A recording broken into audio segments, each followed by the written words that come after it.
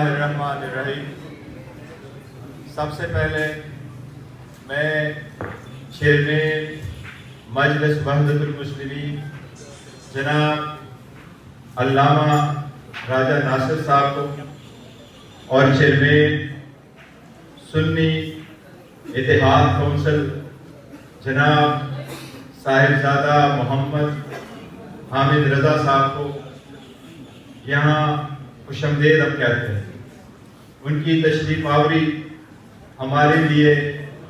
ایک آنر کی بات ہے۔ الیکشن کے بعد آپ کو پتہ ہے کہ پاکستان تحریک انصاف کی جتنے کینڈیڈیٹ پورے ملک سے منتخب ہوئے ہیں وہ آپ سب لوگوں کو معلوم ہے۔ ہمارا کلیم ہی یہی ہے کہ پاکستان تحریک انصاف کی نیشنل اسمبلی میں 180 کی سیٹوں پہ ہم جیت چکے ہیں، لیکن جتنے کینڈیڈیٹس آلریڈی نوٹیفائیڈ ہو چکے ہیں اور جو ہمیں ہیں کہ ہمارے آزاد کینڈیڈیٹ تھے جن سرکمسٹانسز میں انہوں نے الیکشن لڑا اور ان کو یہ کنسیڈر کیا گیا کہ وہ آزاد کینڈیڈیٹ ہے، جو کہ ہمارا کہنا یہی ہے کہ وہ پاکستان تحریک انصاف سے ایفیلیٹڈ تھے، نامینیشن فارم بھی پاکستان تحریک انصاف کا تھا، ٹکٹس بھی ان کو پاکستان تحریک انصاف کے ایشو ہوئے تھے اور ان کو ٹکٹ ایشو ہونا تھا، نشان پاکستان تحریک انصاف کا بلہ الاٹ ہونا تھا، لیکن آخری دن جس وقت فیصلے سے پہلے ہی ان کو آزاد نمائندگان کی نشانات الاٹ ہوئے تھے، ان پہ جتنے نمائندگان نے الیکشن لڑا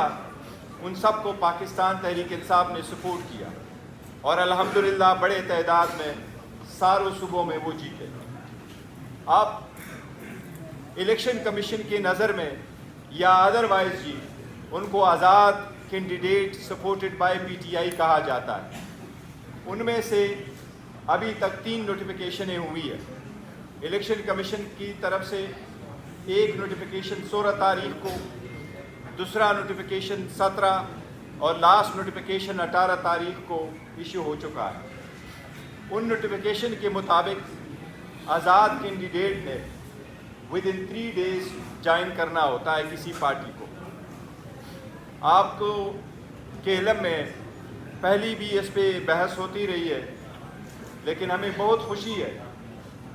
اور ایک بہت ہارمونی آپ دیکھ رہے ہیں اس وقت کہ ہمارے ہاں مولانا علامہ ناصر صاحب ہیں اور حامد رضا صاحب دونوں بیٹھے ہیں۔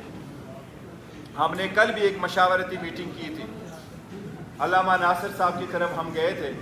اور ہماری تفصیل سے مشاورتی میٹنگ وہاں ہو چکی تھی۔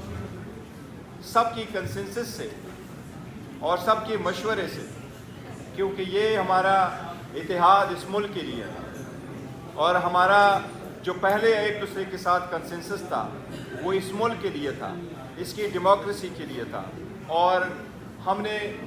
اس سخت حالات میں ایک دوسرے کو کھندا دینا تھا تاکہ ہم آئین اور قانون کے مطابق آگے بڑھیں۔ آپ جب کہ آزاد کینڈیڈیٹ ہیں ہمارے،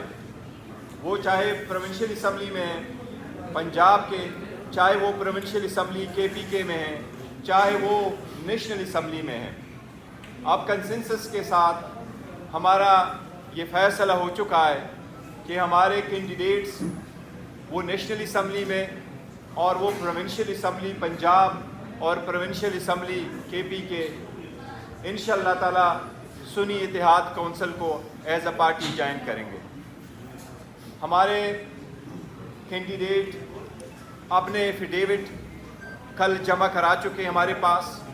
اور آج میں ان سب کی کنسنٹ کے ساتھ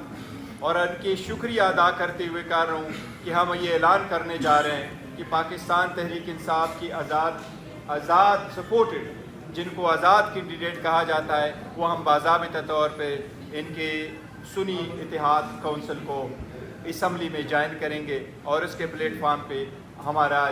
یہ ہم جمع کرنے جا رہے ہیں الیکشن کمیشن کے مطابق۔ اس کی ایک ریزن ہے، اور ریزن یہی ہے جس طرح میں نے ذکر کیا کہ پاکستان تحریک انصاف کی وہ سپورٹڈ کینڈیڈیٹ ہے، لیکن قانون کے اعتبار سے چاہے وہ آرٹیکل 51 آف دا کانسٹیٹیوشن ہے، چاہے وہ الیکشن ایکٹ ہے، چاہے وہ الیکشن رولز ہے، ان کی جس طریقے سے پہلے انٹرپریٹیشن کی گئی تھی وہ ہمیشہ ایسی انٹرپریٹیشن کی گئی